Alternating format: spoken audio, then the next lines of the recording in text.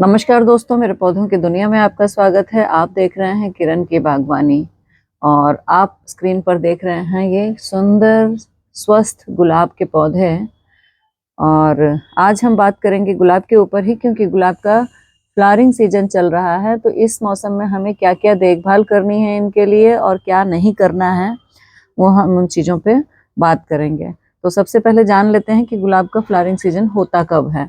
गुलाब का flowering season अक्टूबर से लेकर मार्च तक चलता है, लेकिन बीच में जब जनवरी फरवरी में दिसंबर जनवरी में कड़ाके की ठंड पड़ रही होती है, तो उस टाइम पे ये थोड़े दिन के लिए ये भी डोरमेंसी में जाते हैं। इनकी भी कलियां नहीं आती हैं, जो कलियां आ चुकी होती हैं वो खिलने में भी दिक्कत होती है बहुत ज़्यादा ठंड में, तो ये डोरमेंसी में उस वक्त रहते हैं। लेकिन डोरमेंसी से निकल चुके हैं, ये फरवरी खत्म हो गया है, मार्च शुरू हो गया है। और चूंकि इस बार मार्च में भी काफ़ी ठंड पड़ रही है अभी तक दिल्ली में, तो हम उम्मीद कर सकते हैं कि अप्रैल तक ये हमें बहुत अच्छे से फ्लावरिंग देंगे। तो अभी मार्च और अप्रैल 2 महीनों के लिए हमें इनको पर भरपूर खुराक देनी है। मैं हमेशा कहती हूँ कि गुलाब हैवी फीडर है, मतलब इसको ज़्यादा भूख लगती है, इसको ज़्यादा खाना चाहिए होता है।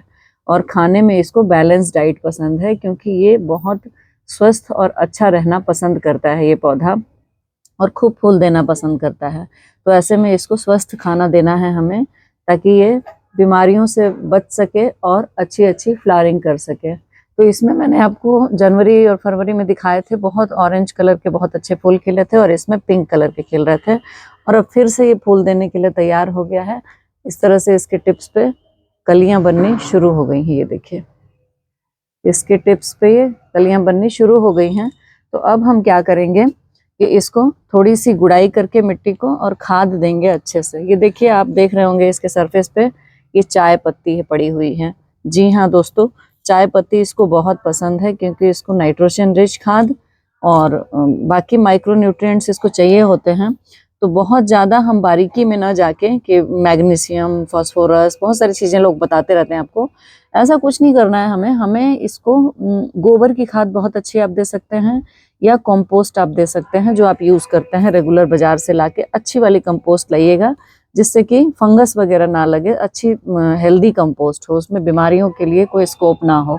कई बार कंपोस्ट गलत आ जाती है, तो उससे हमारे मिट्टी खराब हो जाती है, बीमारियां भी आ जाती हैं साथ साथ। तो हमें ध्यान रखना है कि कंपोस्ट साफ सुथरी और सूखी भी हो, थोड़ी एकदम गीली ना हो। तो वैसा कंपोस्ट हम यूज़ करेंगे इसमें, या गोबर की खूब सड़ी हुई खाद आप ला सकते हैं। कहीं भी आप खटाल वगैरह जहाँ पे गोबर गाय वगैरह पाली जाती है या भैंस वगैरह पाली जाती हैं, वो गोबर आप वहाँ से सड़ा हुआ जो काला गोबर होता है ना, वो ला सकते हैं और थोड़ा सुखा के उसको मिट्टी में डाल सकते हैं। और मिट्टी में डालने का तरीका ये है कि देखिए मेरी मिट्टी कितनी हल्की है, आराम से मेरी उंगलियां जा रही है, इसलिए क्योंकि गुड़ाई कर रखी है। ऐसी ही मिट्टी गुलाब को पसंद है, क्योंकि इसकी जड़ों को भी हवा चाहिए होती है, इसकी जड़ों को ऑक्सीजन चाहिए होती है, इसकी जड़ों को थोड़ी सी बहुत ज़्यादा गीला ना हो मिट्टी, कीचड़ वाली मिट्टी नहीं चाहिए होती है। तो इसलिए मिट्टी बहुत भुरभुरी, बहुत हल्की और गुड़ाई की हुई रहती है। और गोबर की खाद डालते टाइम हम ध्यान रखेंगे कि ऐसे इसको थोड़ा गहरा कर लेंगे, और तब इसमें किनारे गोबर की खाद डाल के और इसको मिट्टी से ऐसे कवर कर देंगे। तो मिट्टी से कवर होने की वजह से उसमें जल्दी डिकम्पोज होके, जो अगर थोड़ा बहुत डिकम्पोज नहीं भी होगा गोबर की खाद, तो वो और अच्छे से डिकम्पोज होके वो हमारे पौधों को जड़ों को अच्छे से मिलेगी, और वो इस तरह से अपनी पत्तियों को पहुंचाएगी वो खाद जड़ों के मार्फत।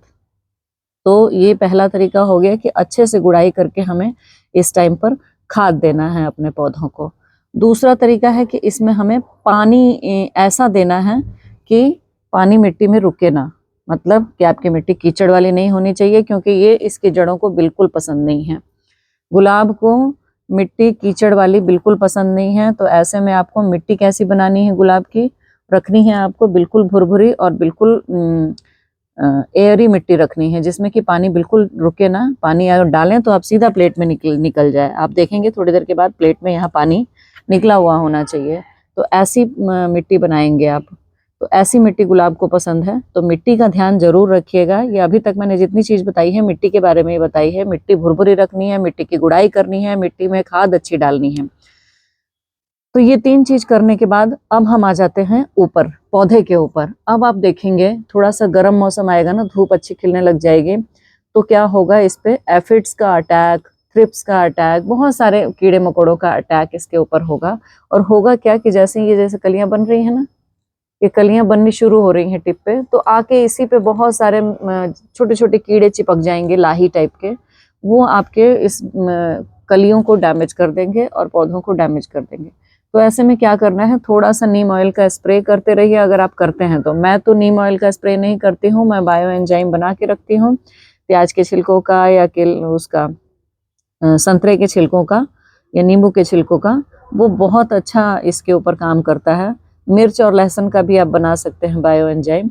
तो उसका एक ढक्कन आप आधा लीटर पानी में डाल के और स्प्रे कर सकते हैं अपने पूरे पौधे के टिप्स पे, स्प्रे कर दीजिए ताकि कीड़े मकोड़ों से ये पौधा बचे। और वो आप रेगुलर करेंगे, ये नहीं कि आपके पौधे पे बहुत सारी लाही जब लग गई है, जब आप देखें कि इसके ऊपर अब बहुत ज़्यादा बीमारी लग चुकी है तब आप करना शुरू करें। जी नहीं, आपको इसमें हर 15 दिन में, एक हफ्ते में एक बार कर दीजिए, क्योंकि ये मौसम बहुत प्रोन है कीड़े मकोड़ों के लिए।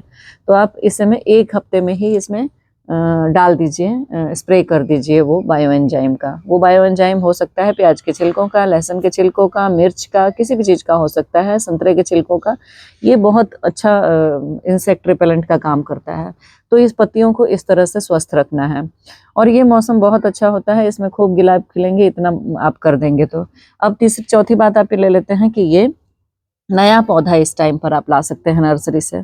ये मौसम ग्रोइंग सीजन है इसका, तो नया पौधा लाते टाइम ये ध्यान जरूर रखें कि आपके पौधे में इस तरह से ब्रांचेज निकल रही हों। देखिए 2 स्वस्थ ब्रांचेज निकल रही थी, ये पौधा मैं अभी लाई हूँ नर्सरी से, और इसको मैं 2-4 दिन अपने घर के एटमॉस्फेयर में इसको एडजस्ट होने दूंगी यहाँ पर।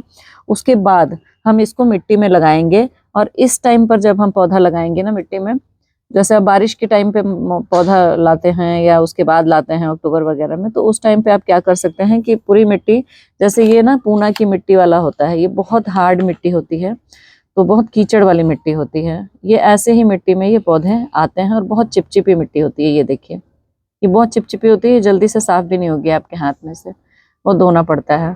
तो ये पूना की मिट्टी, पूना के मिट्टी में ये पौधे आते हैं। तो इनको क्या करना होता है, दिल्ली की एटमॉस्फेयर में हमें या किसी और जगह जहाँ पे भी आप रहते हैं, अपनी मिट्टी में इसको लगा दीजिए। होगा ये कि बहुत ज़्यादा इसको छेड़ना नहीं है इस टाइम पर। मार्च के महीने में अगर आप पौधा ला रहे हैं और लगा रहे हैं, चूँकि अब ये फ्लावरिंग का सीजन है, तो ऐसे में हमें इसको बहुत ज़्यादा छेड़छाड़ नहीं करनी है।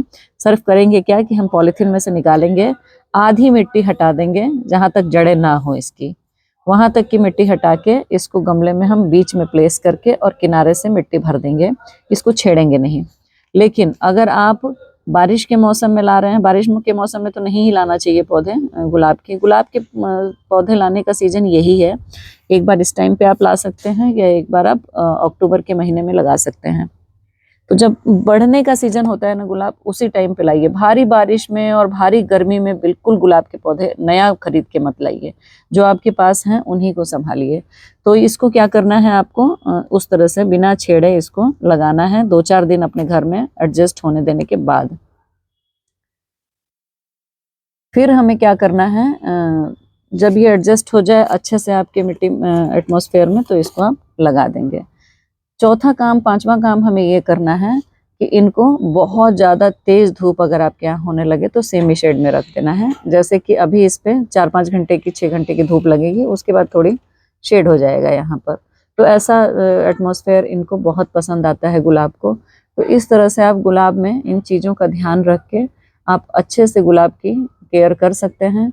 फिर आपको हम बताएंगे जब बारिश का मौसम आएगा तो कैसे बचाना है, या धूप में, गर्मी में, बहुत ज़्यादा तेज़ गर्मी में कैसे बचाना है, उसके बाद हम फिर एक वीडियो लेके आएंगे। ये वीडियो बहुत ज़्यादा लंबी हो जाएगी। फिलहाल के लिए आपको ये काम इस पे करना है, और इस तरह से अच्छे और सुंदर फूल, बड़े बड़े फूल आप इन गुलाब में ले सकते हैं। और जैसे ही कलियाँ आएंगी मैं फिर से अपडेट करूँगी आपको गुलाब का, ये हमारा अपडेट। तो मिलते हैं फिर नई वीडियो के साथ। तब तक इस हमारी हरी भरी बगिया की तरह ही आपका जीवन हरा भरा रहे, फूलों की तरह खिले रहिए, मुस्कुराते रहिए। और हमारे चैनल को सब्सक्राइब ज़रूर कर लीजिए। वीडियो पसंद आया हो तो लाइक कीजिए, शेयर कीजिए दोस्तों के साथ, और एक बेल आइकन ज़रूर दबा लीजिएगा सब्सक्राइब करने के बाद, क्योंकि जैसे ही मैं कोई वीडियो डालूंगी आपको मिल जाएगा नोटिफिकेशन उसका, और आपको पता चल जाएगा कि नई वीडियो आ गई है। तो बेल बटन भी ज़रूर दबा दीजिएगा। मिलते हैं फिर नई वीडियो के साथ, तब तक के लिए टेक केयर, बाय बाय।